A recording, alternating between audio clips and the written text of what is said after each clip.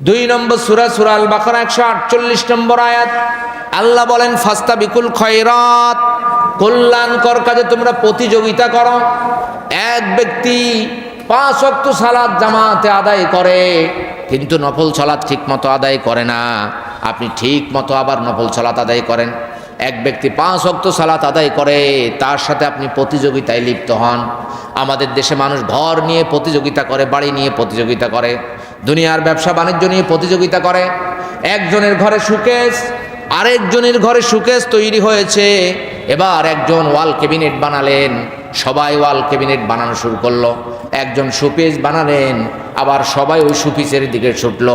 এইভাবে মানুষ মানুষের সাথে প্রতিযোগিতা করে।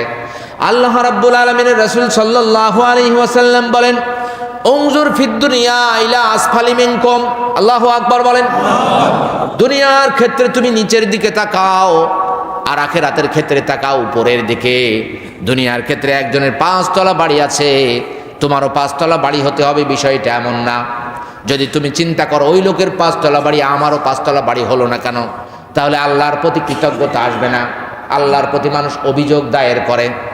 অনেকে দেখবেন কোনো কাজ করে না, ভালো কোনো পরামর্শ করে না, ভালো কোনো কাজের চিন্তাও করে না, শুধু আল্লাহকেই দোষ দেয়। আমার ভাগ্যে আছে, আমি কি করব? ঠিক কিনা বলেন? 13 নম্বর সূরার 11 নম্বর আয়াত। কত নম্বর সূরা? কত?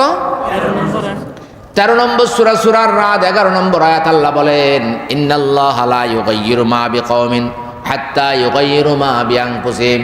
আল্লাহ কোন জাতির ভাগ্য ততক্ষণ পর্যন্ত পরিবর্তন করেন না যতক্ষণ পর্যন্ত নিজেরা নিজেদের ভাগ্য পরিবর্তনে সচেষ্ট না হয়। অর্থাৎ আপনি ঘুমিয়ে থাকলেন, আল্লাহ আপনার ভাগ্য পরিবর্তন করে দিবে না। আপনি কাজ না করে ঘরে ঘুমিয়ে আছেন, আল্লাহ আপনার ভাগ্য পরিবর্তন করে দিবেন না। আপনি কাজে লাগবেন, কাজ করবেন, আল্লাহ আপনার ভাগ্য পরিবর্তন করে দিবেন। সুবহানাল্লাহ। ওয়ালাইসা লিল ইনসানি ইল্লা মা সাআ। 53 নম্বর সূরা সূরার নাজম 39 নম্বর আয়াত। আল্লাহ বলেন মানুষ যেইভাবে পরিশ্রম কষ্ট করে সে অনুযায়ী সে ফল পায়।